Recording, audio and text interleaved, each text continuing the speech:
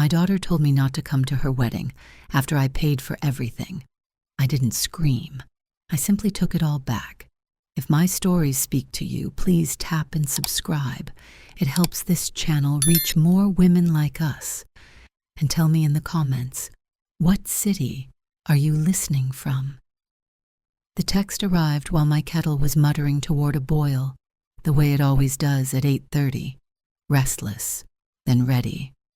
I was measuring a spoon of honey into chamomile when the phone lit up with my daughter's name and a short, tidy sentence that felt like a slap written in silk. Mom, we'd prefer you not attend. It's better for the vibe. 3 weeks before her wedding, 3 weeks after I wired a no-strings $40,000 deposit to the planner because I believe generosity, like good linen, never goes out of style. I read it once, then again, then a third time like repetition might round the corners. It didn't. The word stayed sharp. That phrase, better for the vibe, moved into my kitchen like a draft under the door. Not loud, but insistent. I set the phone down on the counter beside my old teacup and only then noticed, as if for the first time in years, the hairline crack along its handle.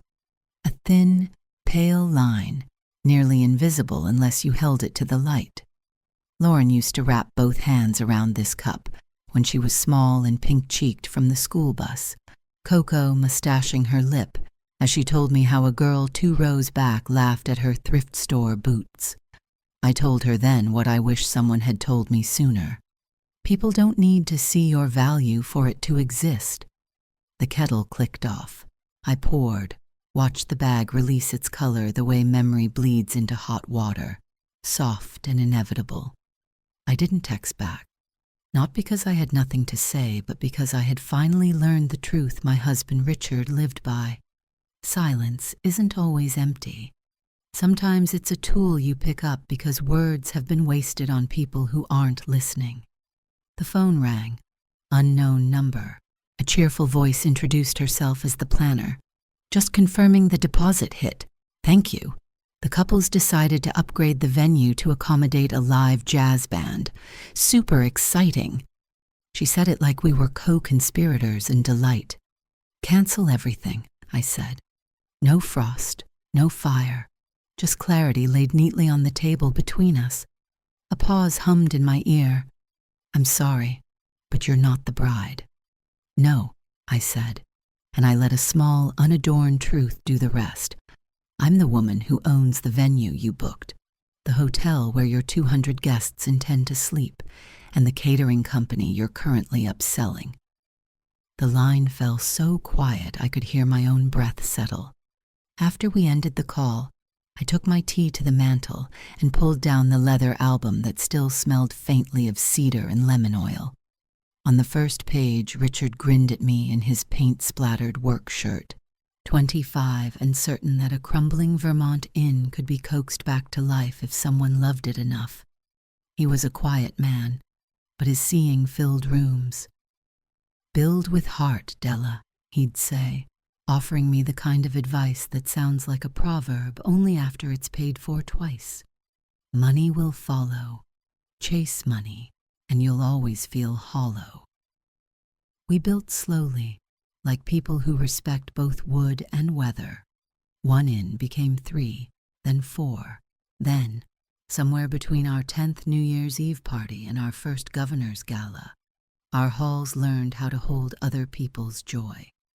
We never considered them assets. They were rooms where vows could echo and still not rattle the windows.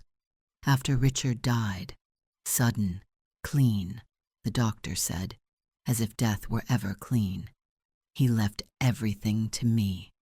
Not because he loved me more than he trusted our daughter, but because he knew grief turned some people generous and some people greedy, and he wanted a steady hand until the wind changed.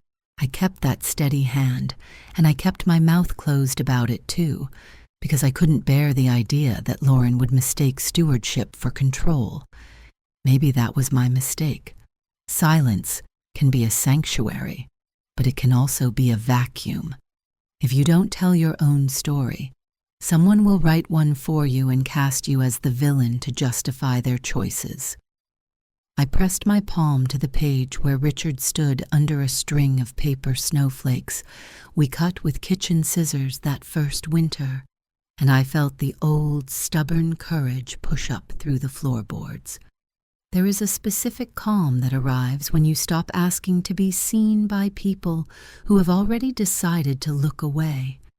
In case you're wondering whether I considered writing back something careful and selfless, sweetheart, of course, whatever makes you happy, I did. It hovered on my tongue like a script women of my generation learned by rote. But there's a fine line between being gracious and financing your own erasure. I have crossed it before. I will not again. That night I slept on the sofa near the fire, the album open on my chest. I dreamed of our first New Year's Eve, paper crowns, a lopsided cake a guest insisted was charmingly provincial, and a woman who cried in the lobby at midnight because she said our place felt like forgiveness. That word clung to my throat when I woke in the blue hour before dawn. Forgiveness doesn't always mean reunion. Sometimes it means pruning a tree so the healthy branches can bear fruit. By breakfast, the panic had begun elsewhere. The blogs, the whispers, the we love crowd giddy for scandal. I brewed another cup and stepped into the garden where the hydrangeas were starting their show, heavy with the arrogance of June. I watched a bee do its work, untroubled by human theatrics. My phone buzzed on the bench. Marcus, my soon-to-be son-in-law. Did you cancel the wedding? I looked at the crack on my cup and thought about the way heat still pools exactly where it's meant to. No, I typed. I closed what never had my blessing. If you only knew the email I would read later, the one that removed the last polite excuse from this story, you'd understand why that sentence belongs framed. Stay with me. The hinge turns on a single word. She called me disruptive before I called my lawyer. By the time you hear how that word landed in my kitchen, you'll know exactly why I chose a pen over a scene. News doesn't need accuracy to travel. It just needs appetite. By mid-afternoon, appetite was everywhere. A bridal influencer in frosted pink told her ring light, "Sources say the venue didn't cancel. The owner did." As if owners were mythical creatures like unicorns or women over 60 with boundaries. A junior receptionist at our downtown property gave a nervous on-camera shrug and said she'd heard there was an intervention. I did not confirm, deny, or click anything. Silence, Richard used to say, is what integrity sounds like when it isn't auditioning. June, my attorney, sharp mind, shoes that could cross any kind of floor, arrived with a manila envelope and the expression women wear when they're about to deliver truth. You cannot unknow. She set the folder on my table like a loaf of bread, plain, necessary, heavier than it looks. Inside were 3 clean terminations, Whitmore House, Dalton Suites, Eden Table, each executed within windows, each neutral in tone, each exact. Beneath them, paper-clipped, sat the chain I hadn't seen, an email Lauren had sent directly to the planner the week before my text. For the sake of keeping our event elegant and free of emotional stress, please do not include my mother, Dela Whitmore, in the guest list or permit her at the venue. Her presence would be disruptive, not beloved, not complicated, but ours, a problem to be managed. The word lay there between us like an insect pinned in a museum drawer, labeled, flattened, almost unrecognizable as something that had once been alive. I didn't break. Oddly, I settled. Misunderstandings we can talk through, decisions we can answer with our own. Statement, June asks softly. She never pushes. She offers doors. I built houses for other people's vows, I said. I don't need to stand on a staircase and make one to the internet. She nodded, slid a fountain pen toward me, a habit we shared, the belief that ink anchors resolve, and left me to whatever women do in kitchens after the floor shifts and stops. I watered my hydrangeas, which is to say I walked the property touching living things until my hands remembered they belonged to me. A knock came, tentative and human, and there was Kara, the planner, without eyeliner and wedding armor, carrying a large white envelope like a shield. "These are the final plans," she said, voice frayed. I wanted to return them to the person who actually paid for them. I made her tea. She perched on the edge of a chair the way overwhelmed women sit when they haven't exhaled in weeks. I opened a drawer and pulled out 2 spa passes I'd stashed for something. Dalton Springs, mineral water, steam, a place where bones recall summer. "Take a weekend," I said. "Silence that heals, not the kind that shames." She blinked at the passes, then at me. "I thought you'd burn it all down." "I don't burn what I built," I said. "I simply won't pay to be erased." Kara exhaled the way people do when they hear a sentence they want to remember. "I resigned," she added, almost shy. I put it in professional words, but I couldn't support it anymore. After she left, I opened a different envelope, a handwritten letter from a woman I didn't know, Eileen Murphy, who remembered that Richard once hired her son when he'd fallen through a crack in his own life. No fanfare, just a job and a chance. She quoted a line I had mailed in a thank you note years ago and promptly forgotten. "If you can lift someone with one hand and keep your own life steady with the other, you must." The sentence landed like a chair placed gently back under a table, order restored. The rescheduled wedding happened in a hall that smelled faintly of wax and old carpet, the kind of place where civic clubs meet and 8th graders recite poems into squeaky microphones. A third of the guests never rearranged their plans. The rest arrived out of politeness or curiosity. There were no musicians. The quartet had withdrawn when Kara did. No florist. She had other brides and a clearer North Star. People said Lauren looked beautiful the way marble is beautiful. Cool, exact, unfavorable to fingerprints. Marcus stood at the plastic ivy arch with a jaw you could cut ribbon on and eyes that measured exits. They kissed the way boxes get checked. I was at home with chamomile steaming in my hand and Richard's journal open on the table. The phone buzzed. "Hi, Mom. I know I made awful choices. I don't know how to fix it. Please call me. I need you." Her voice trembled at the edges like a photograph that's been carried around too long. I let the message sit on the counter while I read a sentence Richard had underlined twice. "Forgiveness isn't forgetting. It's choosing peace when you could choose war. Not everything needs to be answered at once. Some wounds, like dough, require rest to rise." I stepped onto the porch, felt the evening cool lift the hair at my neck, and looked at the porch light glowing like a steadfast, small thing. I whispered to the empty air, "Not yet." Then, because I'm not made of stone, I added, "Maybe soon." By morning, a white envelope with a wax seal slid under my door. Marcus's handwriting, "Mrs. Whitmore, I owe you an apology. I see it now. M." No excuses, no PR tone, just a man choosing a sentence heavy enough to hold itself up. I placed his note beside the printout of Lauren's email, 2 truths like bookends around a story that wasn't finished with us yet. I walked the garden borders and checked for breaks in the fence. Hydrangeas, when left unattended, break under their own abundance. I trimmed them with care, hands sure, mind quiet. Boundaries, I thought, are just love with edges. A year later, a postcard would arrive with 6 plain words and a photo the size of a playing card, an olive branch wrapped in muslin. When I tell you what it said, you'll understand why I set a second teacup on my table and left the door on its latch. When women my age talk about betrayal, it usually arrives in big strokes. A husband who strayed, a sibling who sued over a will, a friend who disappeared when illness moved in. But sometimes betrayal isn't a storm at all. Sometimes it comes dressed in polite stationery and professional fonts, carrying the calm weight of a single word. Mine was disruptive.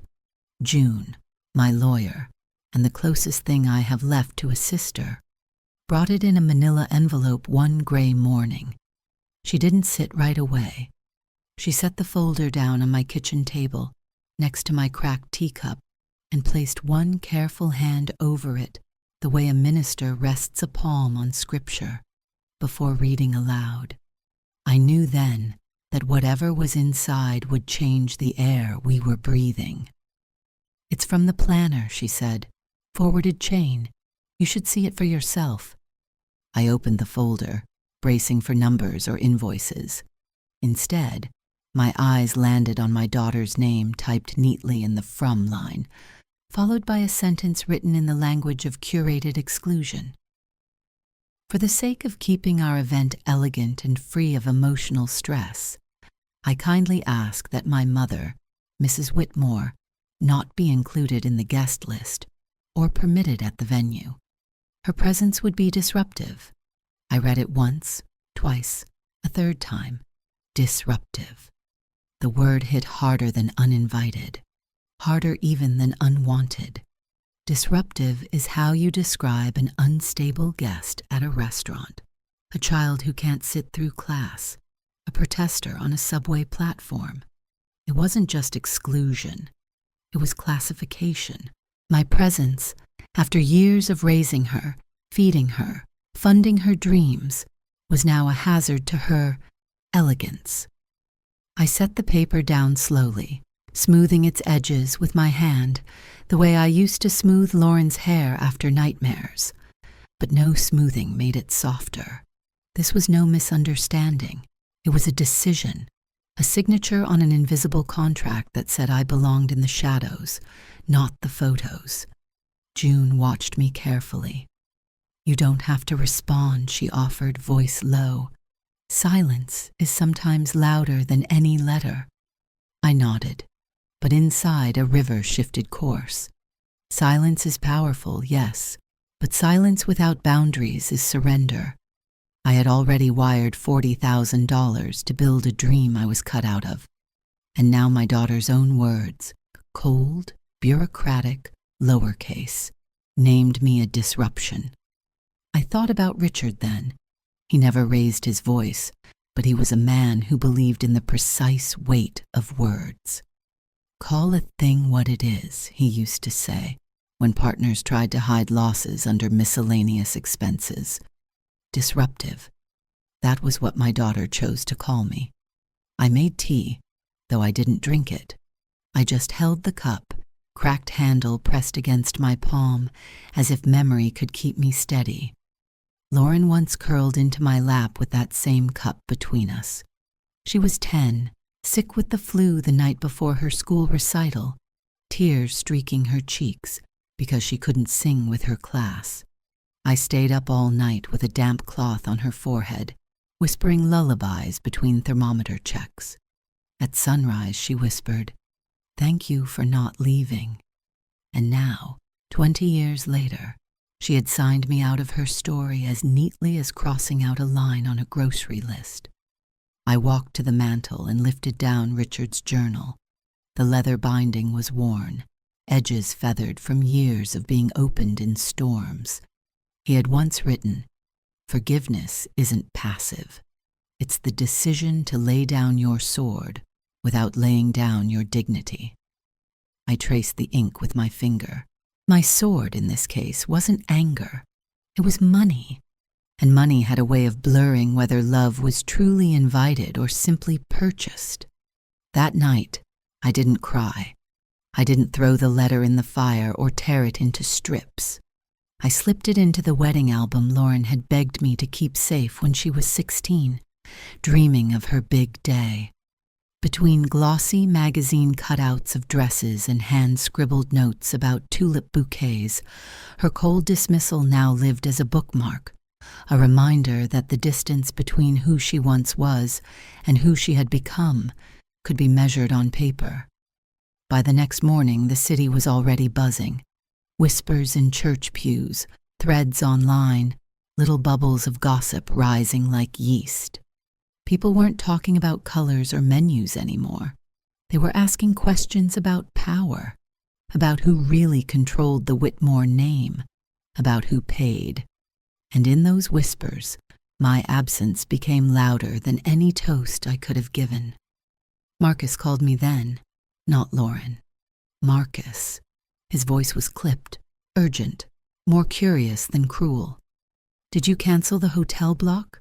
Kara says everything's void." "Yes," I said simply. "I canceled what was mine." "You can't—" He stopped himself. I waited, silence filling the space. Then he asked quietly, "Did she know?" I didn't answer. He already knew. The truth had slipped out from under the perfect linen tablecloth they'd laid across this wedding. And truth, once in the open, doesn't go back quietly. That evening I sat in the garden with Richard's cardigan draped over my shoulders. The hydrangeas bent under their own heavy blooms, and the air smelled of rosemary and early dusk.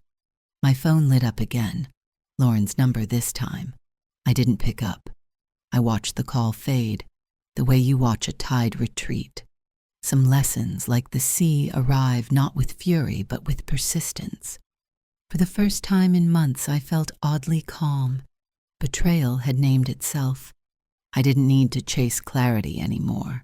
It had been delivered to my table in 12 neat words and one cruel adjective. And when a woman of 71 finally sees the shape of truth laid bare, she doesn't crumble. She decides what she will and will not carry into the next day. I thought the email was the sharpest cut, until a letter from a stranger reminded me of the kind of woman I once was. You'll want to hear what she wrote, because it changed everything. The morning after the email, I woke with a strange steadiness, as if the truth had rearranged the furniture in my chest overnight. Painful, yes, but also clarifying. You cannot unknow a word like disruptive when it comes from your only child. It becomes part of the air you breathe, the syllable that lingers even after the room has emptied. I brewed my chamomile, set the cracked cup on the table, and found myself staring at it longer than usual. That tiny fracture, years old, harmless, suddenly felt like a prophecy. It had always been there, invisible unless you turned the cup just right, just as this fracture between me and Lauren must have been forming quietly for years. I had ignored it, thinking warmth could hold us together. But cracks, left unacknowledged, widen. The doorbell rang. Not many people come unannounced to a widow's home. When I opened it, there was Kara, the wedding planner, stripped of her glossy armor. No designer heels, no sharp eyeliner, just a woman carrying exhaustion on her shoulders and a thick white envelope clutched to her chest. "Mrs. Whitmore," she began softly, "I shouldn't be here, but I needed to return this." She set the envelope on my hall table. Inside were the seating charts, flower orders, band contracts, all the curated fragments of a day that no longer existed. "I realized," she whispered, "I was working for the wrong person. You paid every check, you answered every call, and yet they treated you like you were in the way." Her eyes glistened. "I resigned this morning." I poured her tea, because what else do you do when another woman is unraveling in front of you? We sat at my kitchen table, the same place where I had once taught Lauren to balance a checkbook and fold napkins into swans. Kara looked at the cracked cup and then at me. "I thought you'd torch everything," she admitted. "I thought you'd show up at the rehearsal and demand the microphone." I shook my head. I don't torch houses I built. I simply refuse to pay for the roof when I'm not allowed through the door." She exhaled so deeply it seemed to empty years of strain. Her hands trembled when I slid 2 spa passes across the table. Little slips I'd tucked away for some future kindness. "Take them," I told her. "Mineral water, silence. Not the kind of silence that cuts, but the kind that heals." Her tears spilled then, not loud, not messy, just the quiet breaking women save for safe places. "I wish I had a mother like you," she whispered. I didn't reach across the table. I just let the silence do its work. After she left, I opened another envelope waiting on the counter.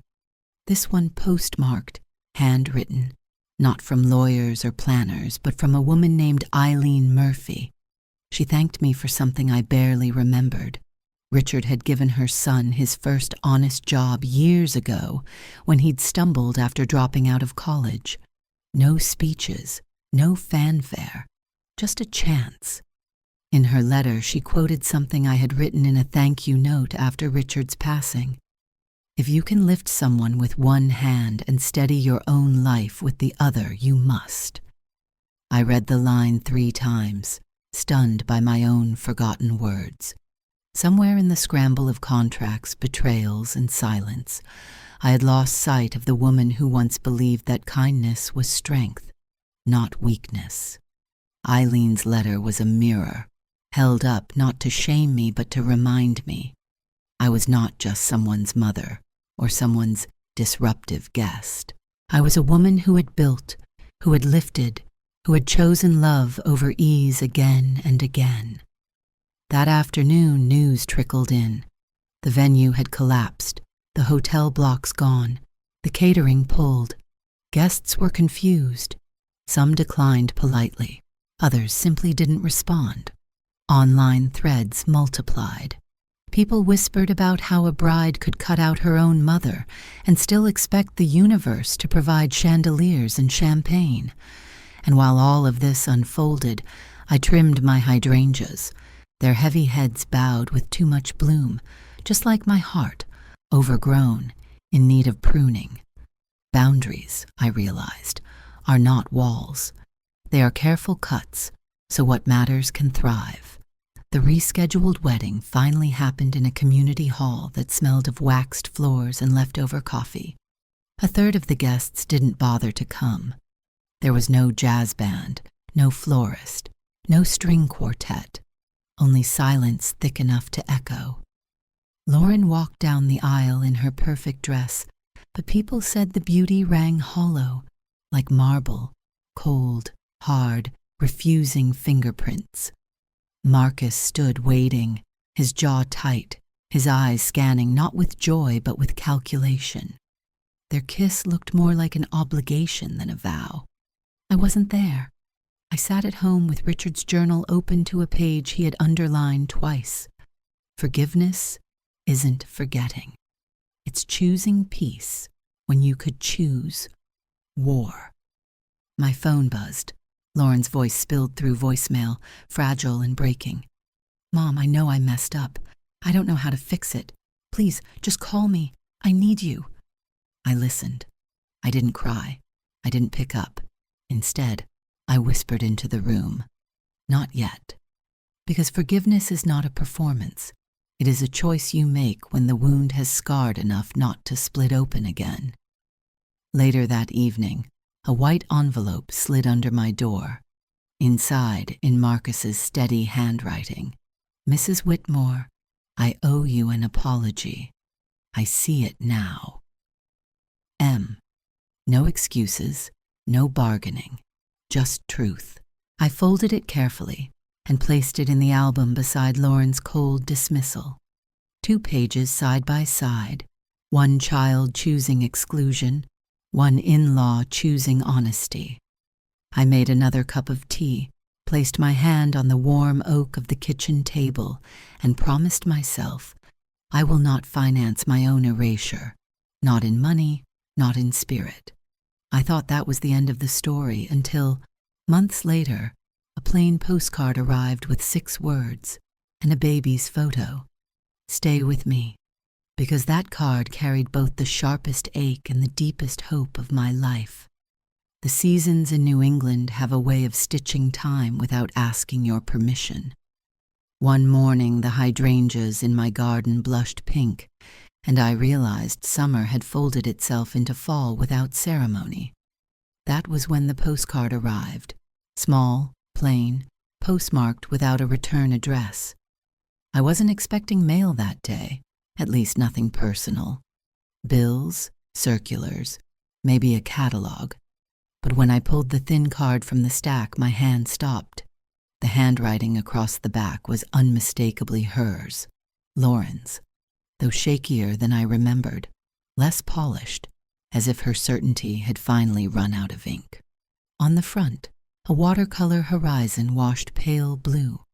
On the back, only 6 words. Her name is Delaney. I thought you should know. Taped below the words was a tiny photograph.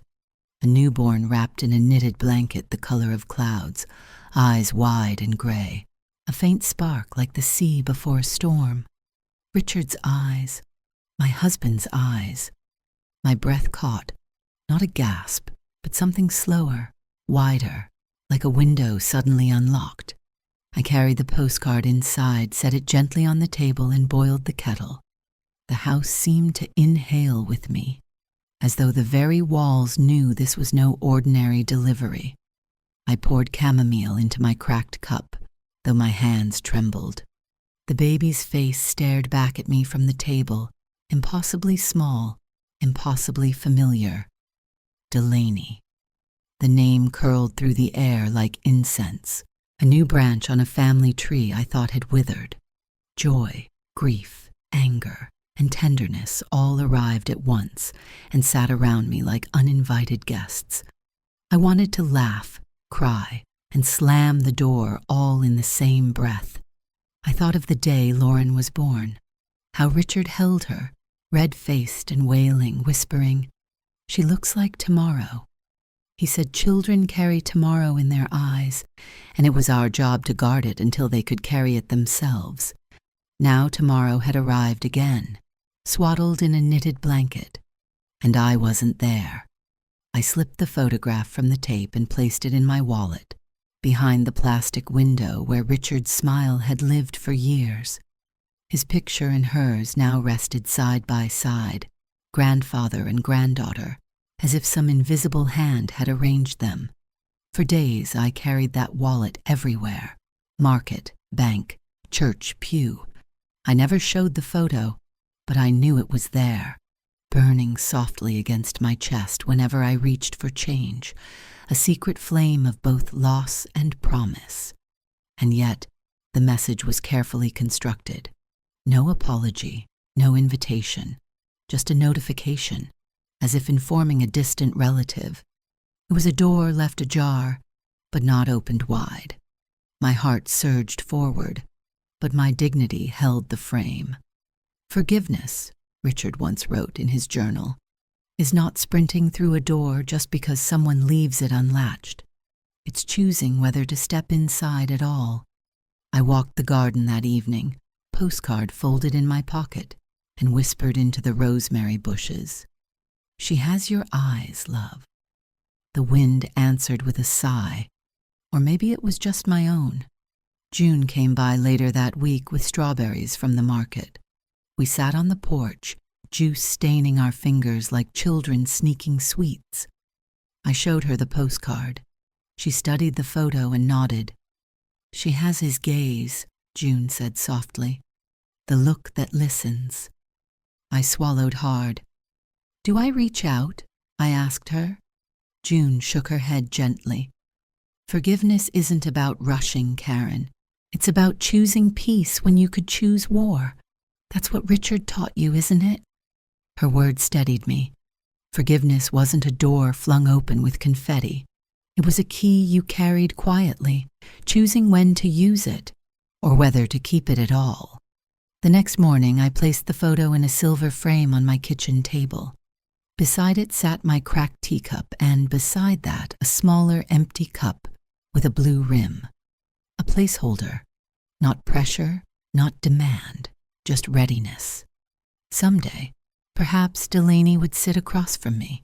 Someday, perhaps that cup would be filled. Until then, I would live as Richard taught me, steward what we built, keep the doors easy on their hinges, and never fund the things that erase me. That afternoon, I walked through Whitmore House, my hand brushing the smooth new wood banister. We had renovated the west veranda into a children's corner. June had named it Delaney's Nook, without asking, and somehow that felt right. The air smelled of fresh paint and lavender.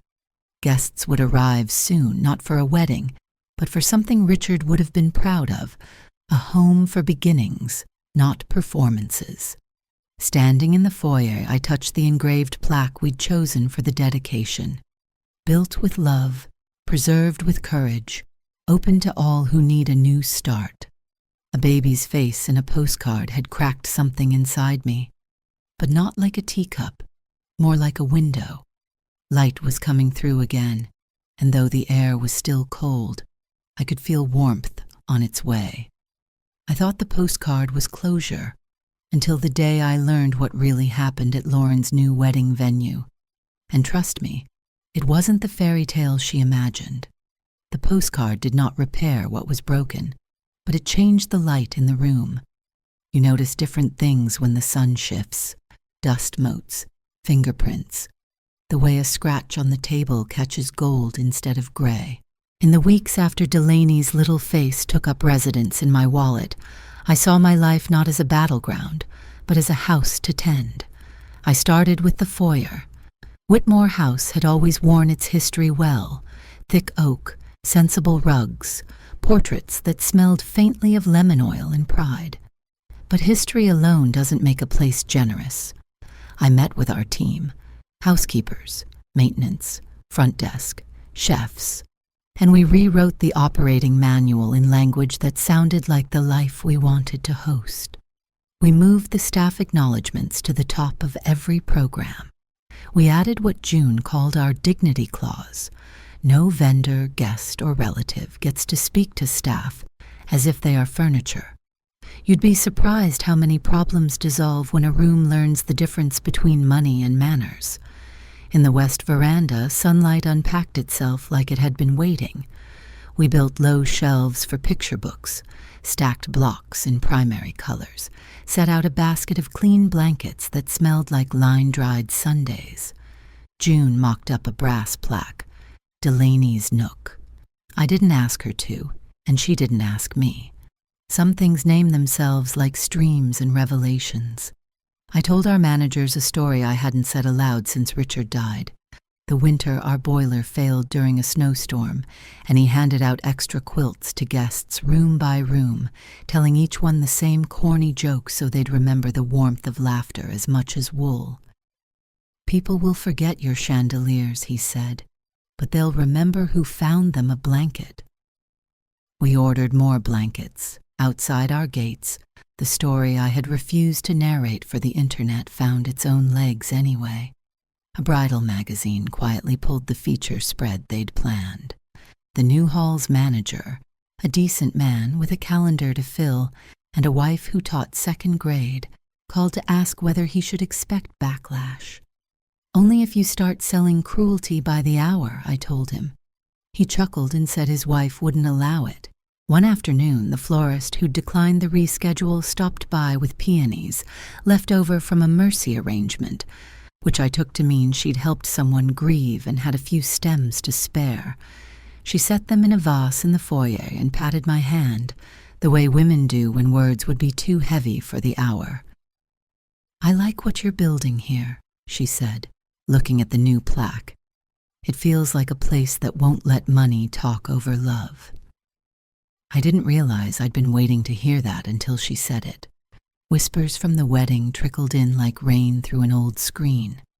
There were the expected fragments: plastic ivy, a microphone that squealed, a cake from a bakery that did its best on short notice, and then the one detail that stuck to me like a burr. At the end of the evening, Marcus's mother pulled Lauren aside and, within earshot of the band that never showed, scolded her for bringing embarrassment into the family. A cruel sentence wears designer shoes the same as a kind one does. It still stomps. I did not savor that image. Pride that feasts on another woman's humiliation turns bitter in the mouth.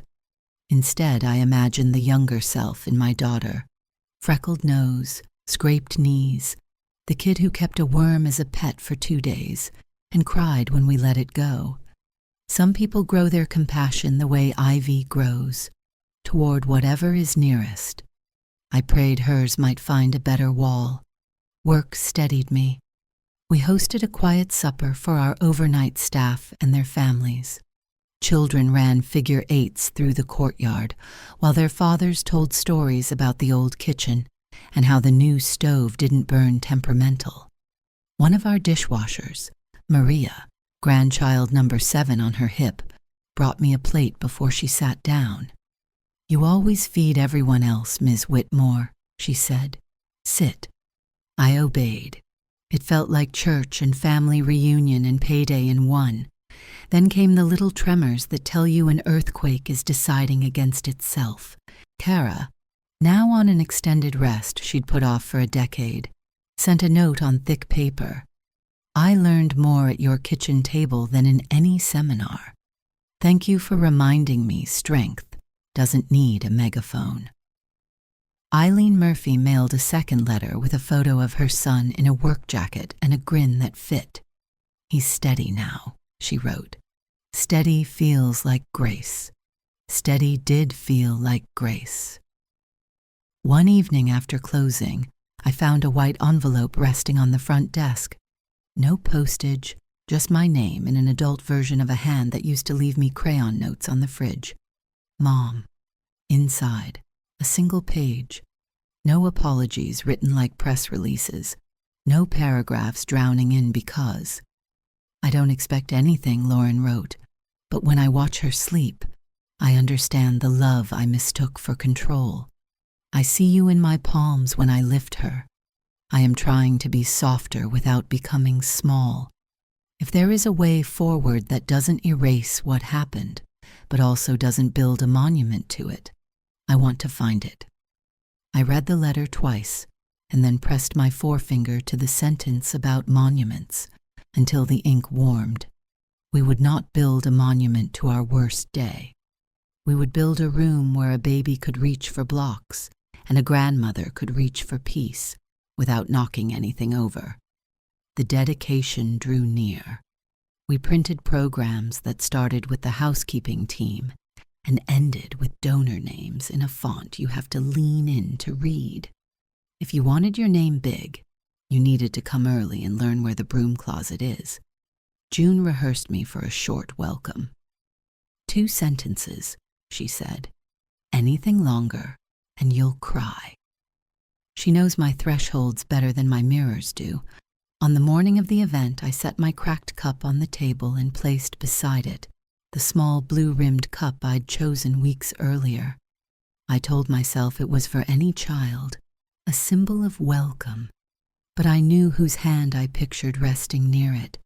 I had oiled the door hinges. I had left the latch easy. I had not, however, moved the chair. Boundaries are chairs you don't drag across the floor for someone who hasn't asked kindly to sit. People arrived the way good weather does, gradually, lifting faces as they came.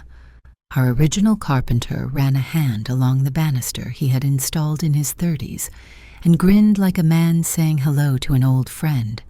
The mayor's wife brought deviled eggs because no ribbon cutting ever suffered from more paprika. Eileen appeared with a pie and that firm warmth women of a certain age use when they are done apologizing for taking up space. From the office window, I watched cars nose into the lot, watched couples smooth each other's collars, watched teenagers pretend they hadn't been dragged, but secretly hope for good cookies. I told Richard, out loud, because sometimes you have to keep an eye on me. "If I wobble," I said to his photo on the credenza, Remind me what we're opening today is not a stage but a shelter. Then the hydrangeas stirred like a small weather front, and a car door clicked shut with the quiet that follows decision. Slow steps on the path, impeccable shoes, a knit blanket the color of clouds. I did not move to the door. I stood where I was and let the moment cross the room to meet me. I thought I knew what I would say first, until she spoke before I could, and what she said, in 3 unfinished sentences, asked me to choose the kind of peace Richard underlined twice. Will you stay to hear whether I said yes? The dedication day had dawned bright, the kind of crisp New England morning that made even the air feel newly laundered. Whitmore House glowed with fresh paint and roses clipped along the walkway. Staff bustled, laughter spilling from the kitchen. It should have been only joy, and yet I felt that tremor inside me, the one that comes before a page is turned. I stood in the foyer, smoothing the program with my thumb, when I heard the door open. The sound wasn't hurried, not timid either, slow, deliberate, like someone carrying both a burden and a hope. My chest tightened. Lauren stepped in. She wore a simple navy dress, not the curated spectacles she used to favor. Her hair was pulled back, her face bare of makeup except for the shadows under her eyes. In her arms, wrapped in that cloud-colored blanket, was Delaney, smaller than the photograph had suggested, softer than memory could have prepared me for. For a moment, none of us moved. The foyer seemed to hush itself, the chatter from the garden, the clink of glasses, all dimmed. It was just us 3, mother, daughter, child, 3 generations standing in a house built from both love and fracture. Lauren's lips parted, but no words came. Instead, she let out a breath that sounded like surrender. Finally, Mom, I don't know how to start. The sentence fell between us like a fragile vase. I could have filled the silence with years of my own words, accusations, explanations, reminders of $40,000 checks and chipped teacups, but I didn't. Silence, Richard always said, was a language too. So I waited. She shifted Delaney higher against her chest, eyes flicking everywhere but my face. I told myself it was for the vibe. That lie was easier than admitting I was embarrassed. I thought you didn't belong in the picture I wanted to show, and her voice cracked. I hurt you. I hurt us. The admission trembled in the air.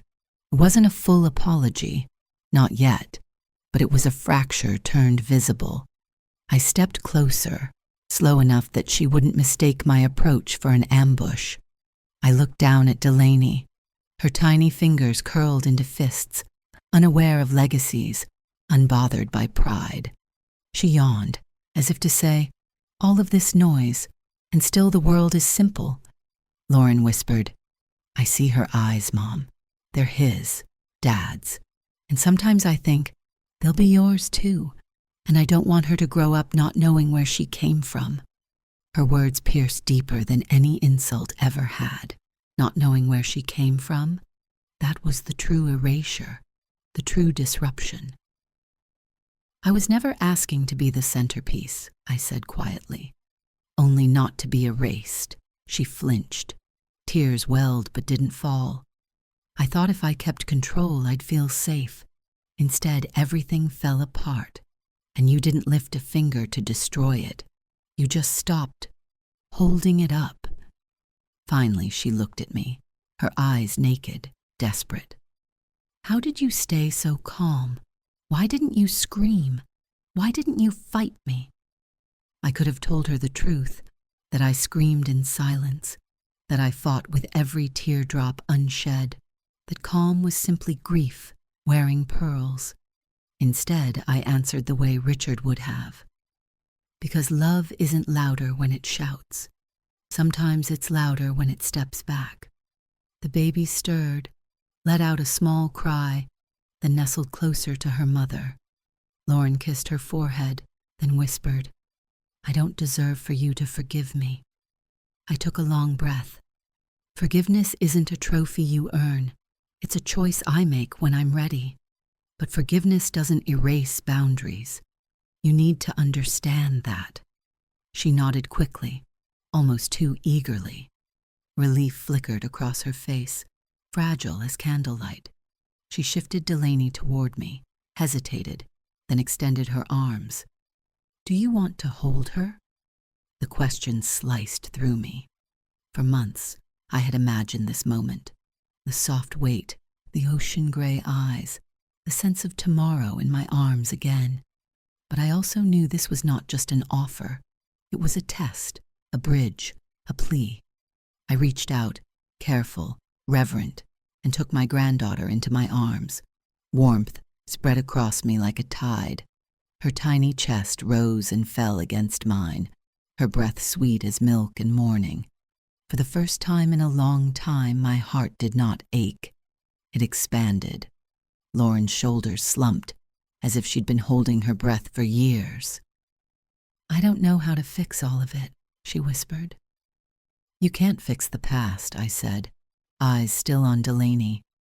But you can choose the future, every day.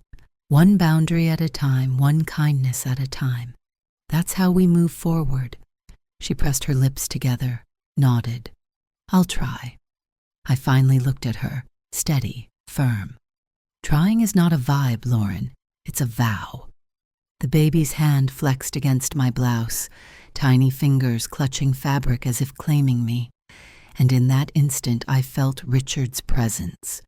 Not ghostly, but in the way the world steadies when truth finally stands uncloaked. I rocked Delaney gently, humming a tune I hadn't realized I still remembered. The same lullaby I sang to Lauren decades ago when fever kept her awake. Her little face relaxed, mouth parting in contented sleep. Lauren watched, eyes shimmering.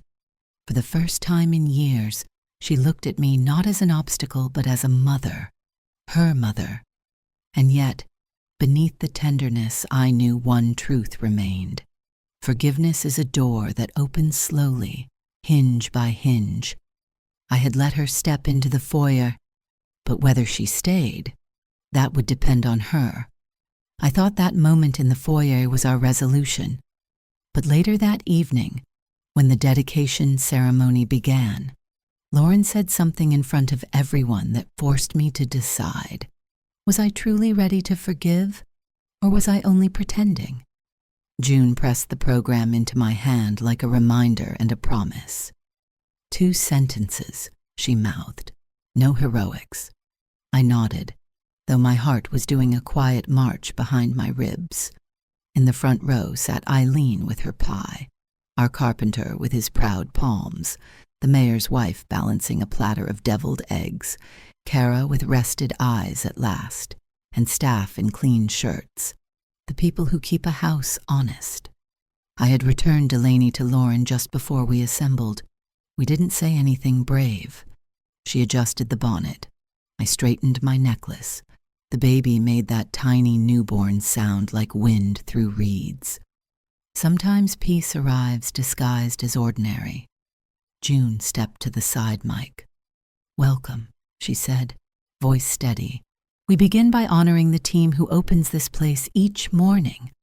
Housekeepers rose to applause that didn't feel performative. It felt deserved. Names read like a litany. Maria beamed with grandchild number 7 on her hip. The room warmed on the fuel of recognition. Then it was my turn. I stood behind the podium that we dragged out of storage and sanded clean, placed both hands on either side, and let my eyes find familiar faces. 2 sentences, I told myself. 2. Whitmore House was built with love and is stewarded with courage, I said, the words from the plaque fitting in my mouth like bread. May it keep its doors easy on the hinges for anyone who needs a beginning. I stepped back before my voice could go soft. The room breathed. June gave me the tiniest nod that said, "You did it." And then Lauren stood. She didn't walk to the podium right away. She looked to me first, and I saw the question there. May I? I held her gaze and opened my palm in a small, neutral invitation, neither push nor refusal. She crossed the space as if wading into water that might still be too cold. I won't take long, she began, smoothing the hem of her dress the way she did as a child before an oral report. This house belongs to many of you more than it belongs to me. I came today as a daughter who forgot her way. A murmur of chairs shifting, someone's bracelet chiming. She swallowed and went on. I once wrote a letter that called my mother disruptive. The truth is, she disrupted what needed disrupting. My certainty, my pride. When she chose silence, she didn't abandon me. She stopped funding my blindness. It wasn't the confession I expected. It wasn't a press release apology. It was a woman dragging something heavy into daylight without asking anyone else to lift it. She looked at the back row where the staff stood. To those of you who held this place together when I wanted the chandeliers and not the work, thank you. I am sorry. Then she turned to me. Mom, I don't expect you to answer me now. I only wanted to say this out loud where it counts. The room kept still in the way rooms do when they sense a hinge is turning.